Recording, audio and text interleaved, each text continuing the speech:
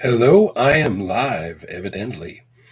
And there are a few things to say for this Friday Live, which is, as usual, I'm determined to be brief and failing because of the things that have cropped up.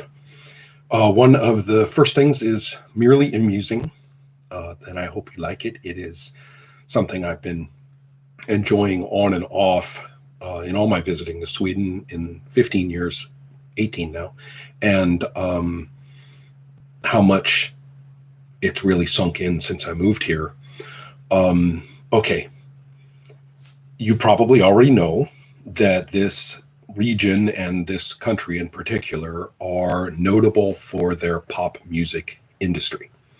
You may not know that it's not just a matter of this or that band suddenly bursting into prominence in one way or another, but it's ongoing. A great deal of background and contextual and participatory music, just those kind of warp and woof of much pop music is produced here, and there's sort of a steady stream of musicians learning and producing and being involved in sort of the music industry in a kind of basic ongoing way is constantly engaged right here for the world.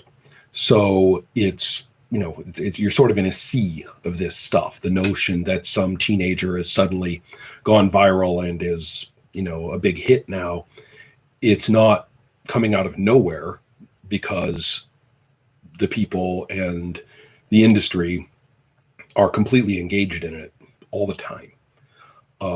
Okay, what does it sound like? You know what it sounds like. It is the essence of catchy bubblegum pop, post-disco, basically, which is another way of saying disco, because there kind of isn't a post-disco. It just changed its name to dance or something.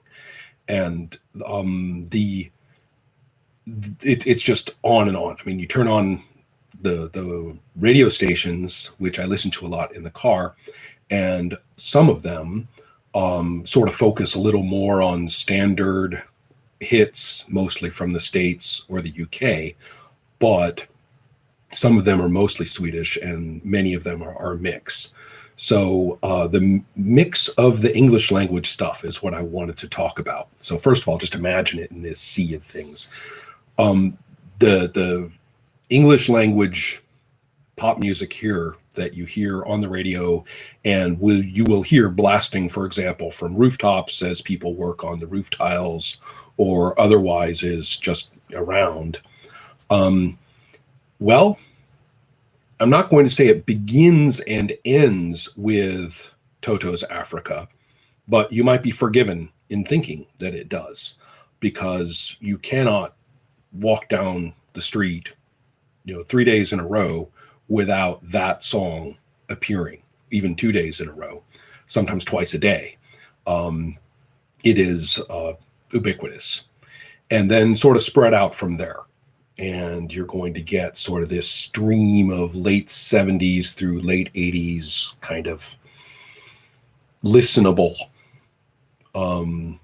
music, some of which matches what you hear overplayed in the States and some of which doesn't. But the mix is what's fascinating because it's very curious. Let me give you an example. The other day, I'm driving along and was pleased when apparently, the stars aligned, and right after, you're my first, you're my last, you're my everything, right? From the essence of early disco male sensuality, and then after that's Lionel Richie, and he's singing also some kind of untrammeled het celebration in soul / disco beat, and I'm listening along and thinking, wow, we're really hitting it right now. And then what's next but Alice Cooper with Poison, and I'm kind of doing my head swivel on that one. And then after that, who should it be but Barbara Streisand singing all about Oh my goodness, what was that song? I didn't write it down, but it's another, woman in love. That I think that's it, even woman in love. And so, you're driving along and you're just thinking, somebody put those songs, it's random play, which is one thing, or somebody put those songs, to be heard in that order. And who on earth was that? Well, it goes on. Another funny anecdote before I leave this topic is driving along, listening to the radio. The kids are in the back. Cecilia and I are driving along. Actually, we were headed for Malmö to the ferry because we were going to go across to Denmark and Legoland. And so driving down that way and long time in the car, kids have lots to do, lots of music playing. And so right in the middle of, I'm going to spitball this part. I don't really remember the framing songs, but you're certainly in the zone of Madonna's Material Girl and probably Cyndi Lauper and, an obligatory ABBA, thrown in, whether it's, Super Trooper or Honey Honey or something. But anyway, all this is going on. By the way, that's not a joke, Yes, ABBA is played all the time. Non-ironically, that's what we do here. Like it, because I have learned to do. And anyway, so you're listening to these, and then another song comes on, and it's, in between songs of this kind. But at the moment this comes on, and I kind of perk up, and I'm like, that's Frank Zappa. And my wife says, what song is that? I don't know it. And I'm like, my jaw drops, and I'm like, it's Bobby Brown. She's saying, I don't know that song. And I'm like, listen. So by about the point when, hey, I'm the American dream, but now I smell like Vaseline, she's doubling over laughing. She's totally like, oh my God, what are we listening to here? By the time we get to later lyrics in the song, the kids in the back are going, Papa, this song is very inappropriate. So, you never know. You just never know what's going to crop up in between, Katy Perry and ABBA. And so it's an interesting experience. It's just a little bit. At first, it seems it's all just going to be this pop all day, and then you get these weird little trends and pop-up things in there too. A bit surreal. All right, that's the fun Swedish, lifestyle American living here thing to share with you. A bit whimsical. Now for the less whimsical part, and I hope I don't take forever on it, but one question that I have received since moving here is rooted essentially in, well, if not disbelief, then in at least bafflement, which is what on earth is going on with the police in the States? What is that? And bearing in mind that, like many nations, Swedish police are formidable looking. They are not hired for their shortness.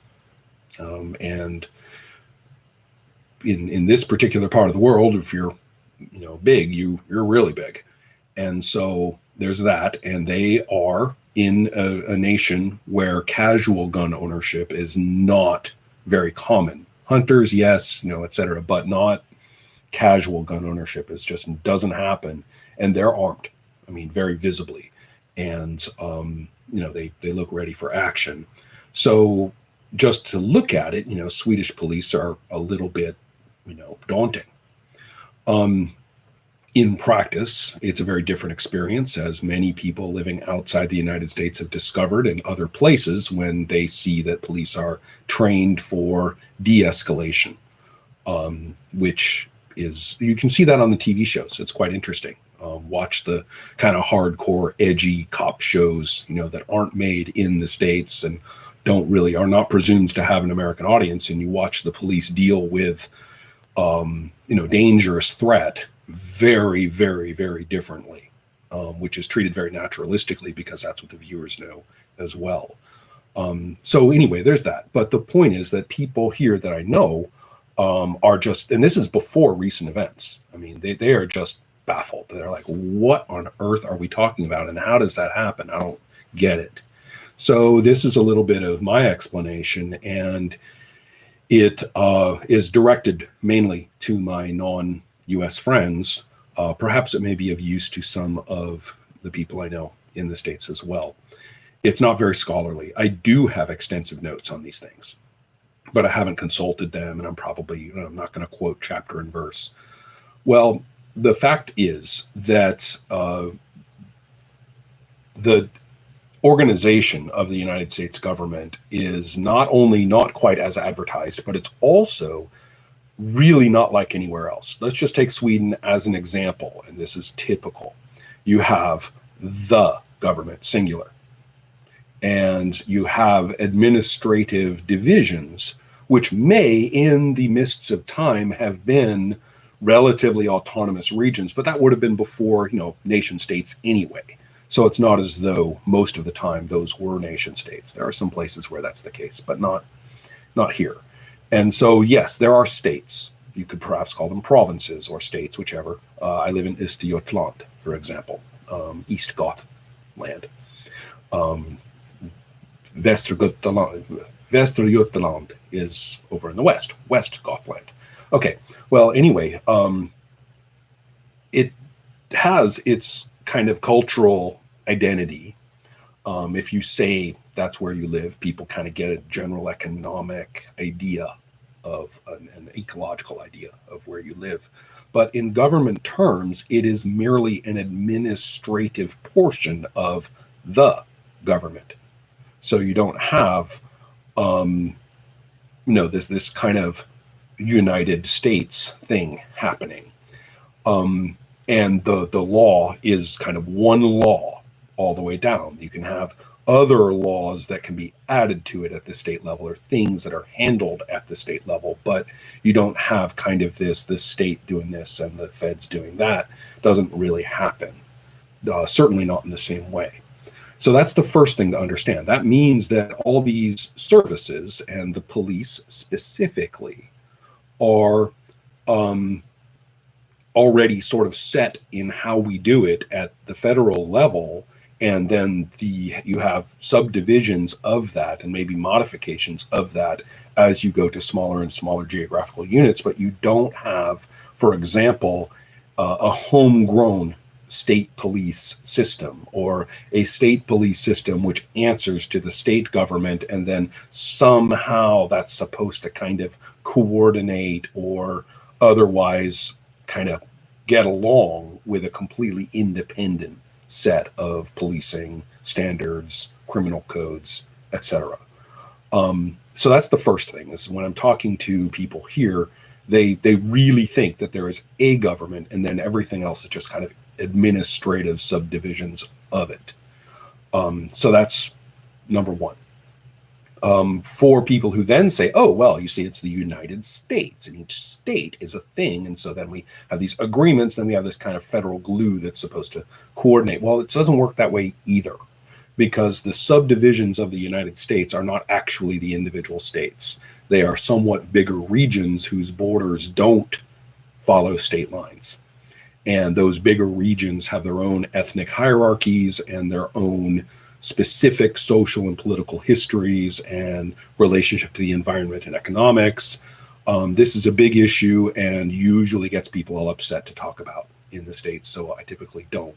But this understanding of the states as a set of regional, you see, and this is where the word gets difficult, regional countries, and the state system is badly superimposed over it. So many of the states are actually, borders and contain borders between them, and their legislatures are a battleground.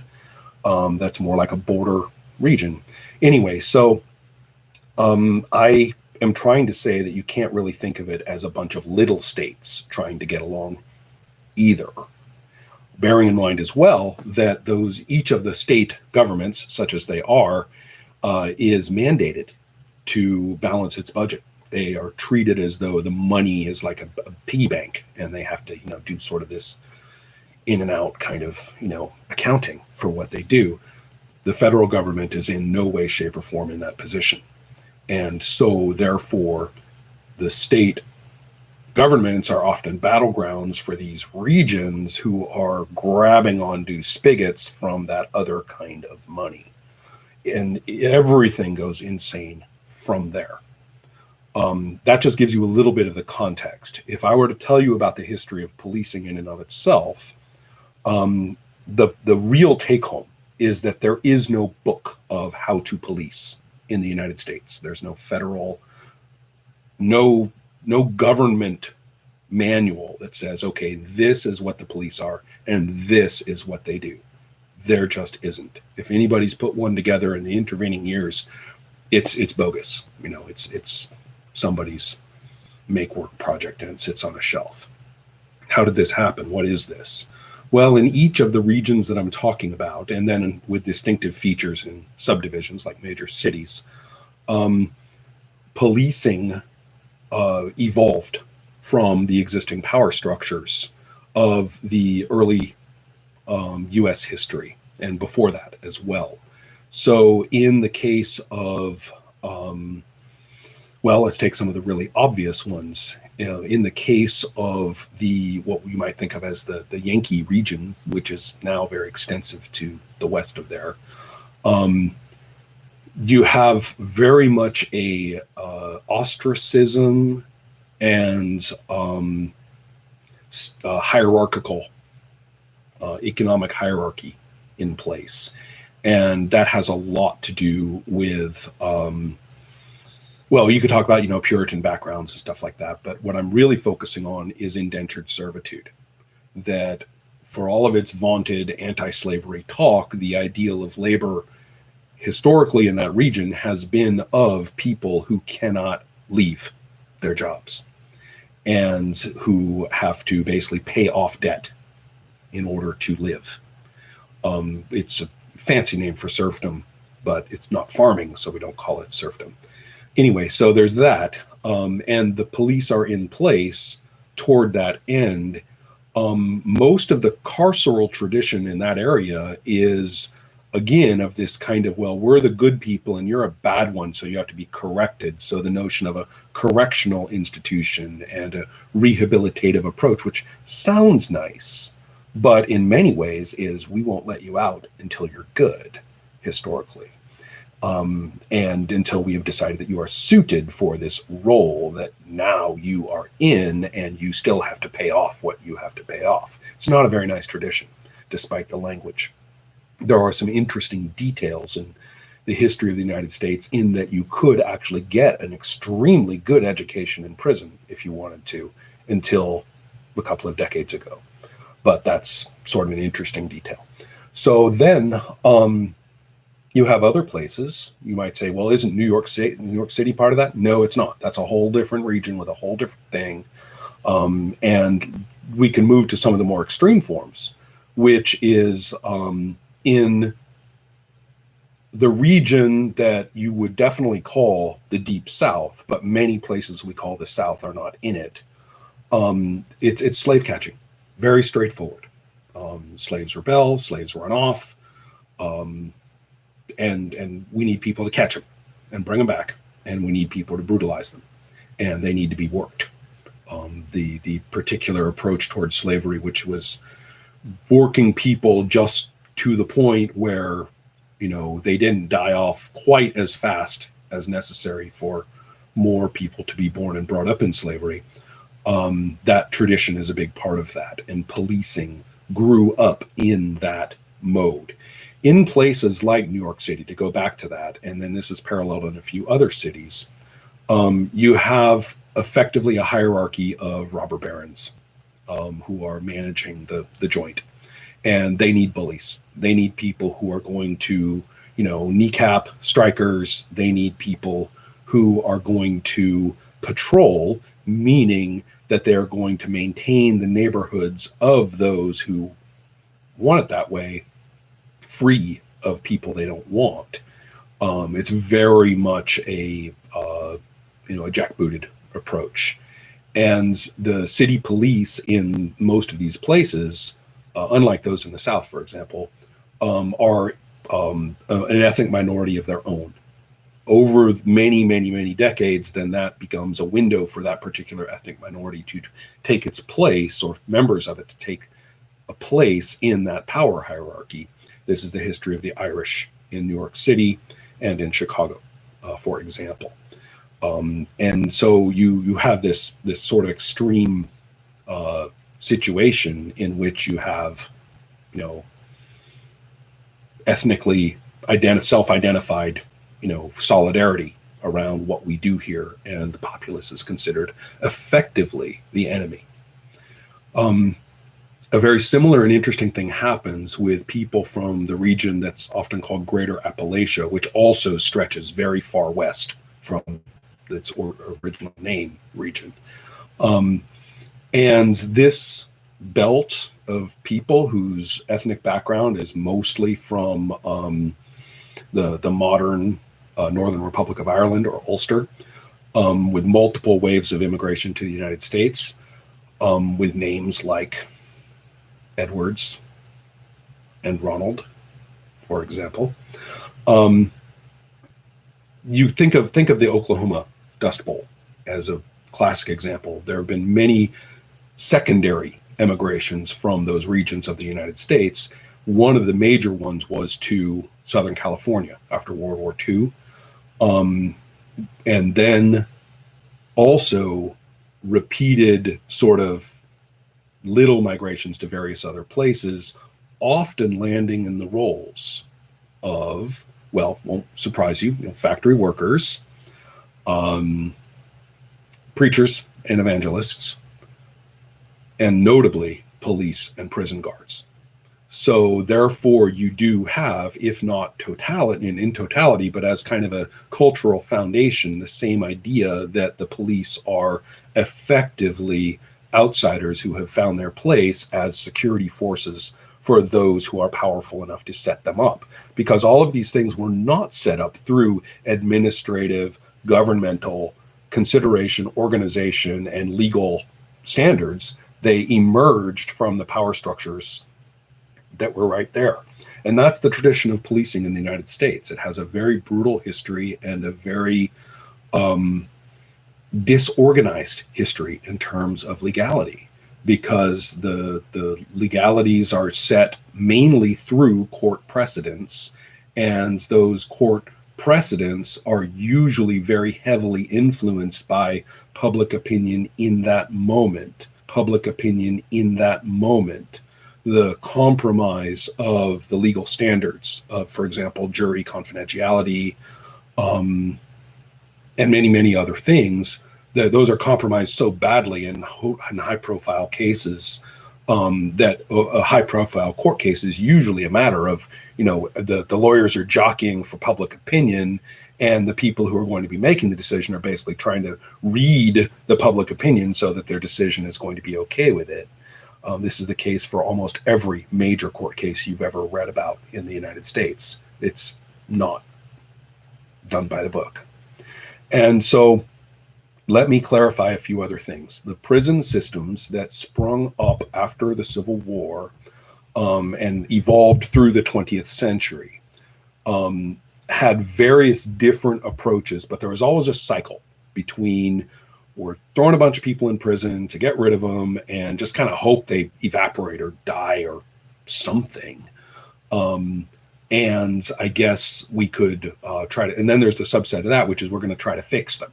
So it's usually kind of a patronizing thing of, well, we'll teach you a trade and you can go off and be, an obedient mule from now on. And then there's basically just slavery. I mean, after Reconstruction, after the Civil War was completely subverted and shattered within just a few years, that region of the country basically shifted completely back into slavery. And people say, oh, that's not slavery. It's Jim Crow, but not slavery. No, slavery, because that's how the prison systems were set up.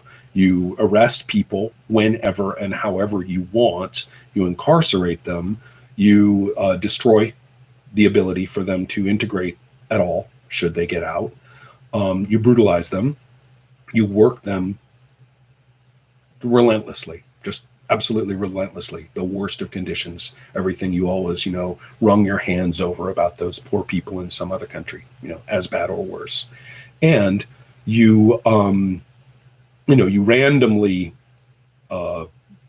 bully and torture people to death, basically as a method of control in that context. And then you also lease them. So now you basically sell their labor to some corporation whose job is to build an airport or drain the swamp or do some other thing, whatever it may be, and basically they're going to pay the prison system to do this. When the prison system itself becomes privatized, then we are talking about raw, straightforward, mercantile chattel slavery. There is no other name. And the next step, of course, is you would say, well, this is what I get from people in the States. Yeah, but they're criminals. What do they deserve? It's like, well, let's take a look at who goes in there. And the statistics are so overwhelming. It is insane. And they always have been. Just overwhelming. People who are effectively arrested for spitting on the sidewalk or whatever, or I don't know, selling loose cigarettes, passing a counterfeit 20, whatever. And there it is, 20 years and you're a slave. You're done. It's horrifying to people to learn that felons in many places in the United States and for a very long time cannot vote. Now, this, to many Americans, when I say that, they're like, well, if they get out and their record was clean, then maybe, they can vote. And I'm like, wait a minute, you do recognize in many countries that you consider to be, totalitarian hellholes, the convicts are voting from within prison on schedule like everyone else. You know that, right? And of course they don't. So anyway, that situation with Texas and Florida, which have a very long history, they started right in on this after the Civil War. And that system spread slowly to other portions of the United States, but boomed in the 80s. The part of the Reagan transformation of America was for this prison system to be adopted with all of its privatized glory. And then the prisons themselves started to privatize. Throughout, it became the standard. It's despicable, basically. Once you add to it the legislation in 1994, 1996, the so-called Welfare Reform and Immigration Act, and a variety of other, details, the famous three strikes rule and stuff like that. Once that gets going, then it's cemented. I mean, it is cemented. Civil rights is over. I mean, everyone says, well, the civil rights gains of the 60s. And I'm like, you've got to be kidding me. So, no, they're not there. So with all this happening, with this basically a carceral slavery system, and this is by no means an exaggeration or an analogy, with the policing system having evolved in place and the courts basically having to accommodate to what was there, and with absolutely no way that there is some sort of basic standard of, well, how are we going to be policing? By the time anybody started making such a thing, the war on drugs was in such force, and the power structures surrounding the police were so entrenched that they basically just accommodated to what was there as well. So it's basically barbaric, and I use that word sort of with some amusement because barbarians, so-called, don't do it. So call it what you will. And that is essentially what we're seeing when we look around, is the kind of the fact that every single person in the United States is seeing this system through a lens, and it's the lens of their personal experience with police. It's also the lens of what they feel their neighborhood was like, and it's the lens of how they were directly treated in legal terms of different kinds. And that last one has these sort of weird blindnesses, people who've been abused by landlords and their security and their dogs and all sorts of things like that, will still kind of believe that there was nothing wrong with it. And I've noted that in several occasions. It's kind of strange. So there's some weird, blindnesses or self-corrections of what you actually saw or experienced. But in many cases, that can't be. papered over. But once you start saying things like, these arrests are systematically abusive, that the courts. Oh, what about the courts themselves? Let's not forget two things. One is conviction rate, which is sky high. You're not going to believe me. It's over 90%. They don't go to court unless it's nailed down like a little, primrose path already set out among everybody involved that this is going to be a conviction. Otherwise, the person is delayed or kind of shuffled around, or the charges are eventually dropped years later, or most likely they've managed to get some meat for some other conviction through a plea bargain. And when I say meat, I don't mean very good meat, because they basically are getting this person to say what they want about this other person. And once they, then they can drop the charges against them or just sort of forget about it. There's lots and lots of cases that are sort of open, but not under investigation, and nobody's bothering or following up on it through the history of these deals and stuff like that. It's just kind of floating around.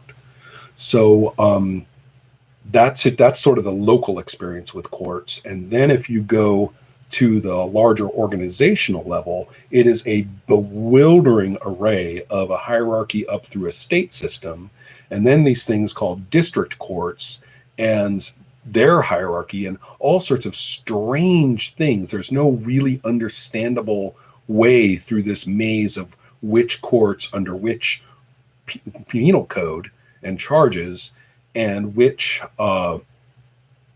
which judges are going to handle this and under which authority and stuff like that. And so it's pretty concrete when you're talking about your immediate regional court for traffic violations, and it's pretty concrete if you're thinking about the Supreme Court. But anything in between there, there is no ladder. There is just all these weird layers coming from different places. So what happens through that process is often anyone's guess. This has gone on for a while, and it kind of gets worse by the moment as I'm talking about it. But that is the situation, and that is why in periods of crisis of different kinds, the typical thing is for a group of protesters to protest or demonstrate or even, do things that are a lot less confrontational than that, and to be literally attacked. Whenever they say, the protesters clashed with the police or something like that, you will definitely go and look, and police show up and they attack. That's non-figurative. It is literal. That's what they're taught to do.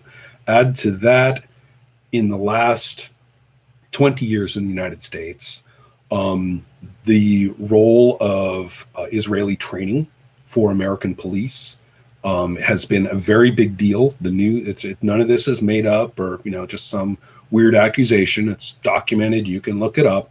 That the techniques of Israeli police, particularly as practiced toward Palestinians inside, the region of Israel proper, as some call it, and throughout the occupied territories, particularly in the West Bank, that this training has been very explicitly delivered. It may be part of Homeland Security, depending on the budgeting and stuff like that. But the point is that a lot of police departments have been trained very distinctly in this fashion. So add that to what I'm talking about, and you basically just have a recipe for exactly, and I mean exactly, what we're seeing, which in no way, shape, or form has surprised me. And all I can say is I hope this explanation helps a little as to the why.